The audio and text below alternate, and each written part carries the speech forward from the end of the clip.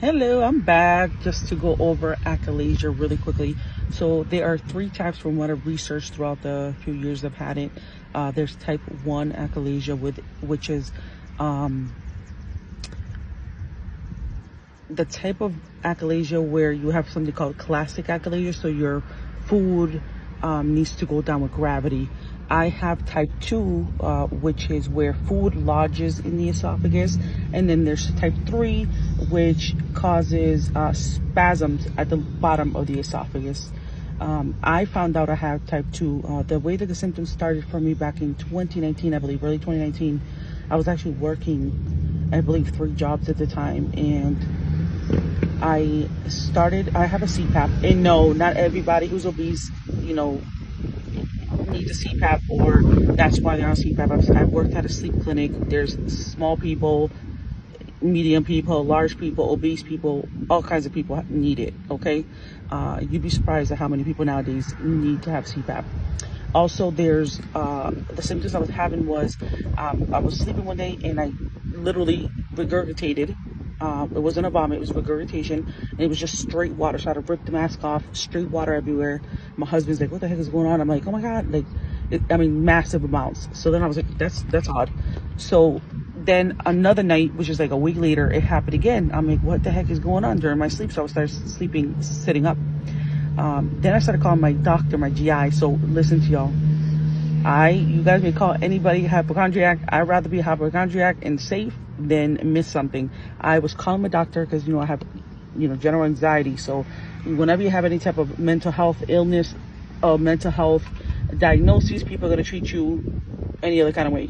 And I'm here to tell you that you need to self-advocate. Advocate for yourself. And listen, I got sisters, they'll jump right into it as well. So I was calling my GI, listen, there's something wrong. So he did an endoscopy, he did biopsies, he went and did all kinds of things. I mean, he even treated me for H. pylori, which is 3 weeks of full on, like 3,000 milligrams of antibiotics, okay? On top of, an antacid medication or a PPI, which is, Prilosec or omeprazole. So I did that did not work. The symptoms getting worse, and I'm like, this is odd. I then started eating and liquid was coming out, but food is stuck, so I couldn't push the food down. Chest pains, and so of course my anxiety would through the roof, and I was just always, scared. So then I started drinking sips of water, and that's how I would know it wasn't a heart attack. It was, the achalasia, the food stuck. Then I started regurgitating. I mean, I would have to have large cups with me, like the Dunkin' Donuts cups. And before seeing a patient, I know it's gross, but I have to work. There's no way I have to work. So I would regurgitate into the cup, and I couldn't swallow no food at that time. I kept calling my doctor, my GI, and just let him know. He's never had an achalasia patient, so he was trying to research what's going on. I didn't know nothing about achalasia. I thought something was just wrong. So now I tell everybody, just get your endoscopies. It doesn't hurt. You get put out. It's quick, harmless. So I ended up having problems swallowing. Then I started taking Ensure just to try to get some type of protein, some type of vitamins into my body, as I was so exhausted all the time and tired, and it was such a mess. I mean, I would come home and bawl my eyes out, and my daughters would come and and my children try to comfort me, because I was just, and my husband was just over it. He was like, call your doctor.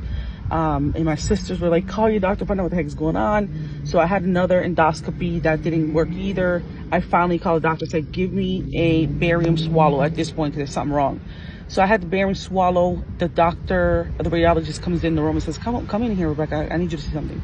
So I go around, and your esophagus is a tube, right, that goes from your mouth down, right? And you have something called an LES, which is a lower esophageal sphincter.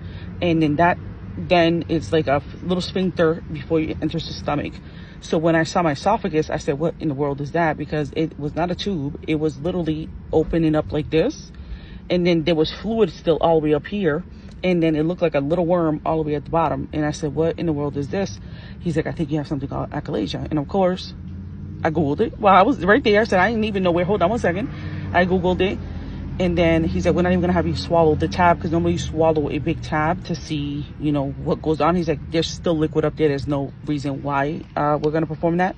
So I contacted my provider at that time in front of the radiologist, let him know what he said. He spoke to him. I then was advised to do a myotomy test, which I then did. Stick around for part 2.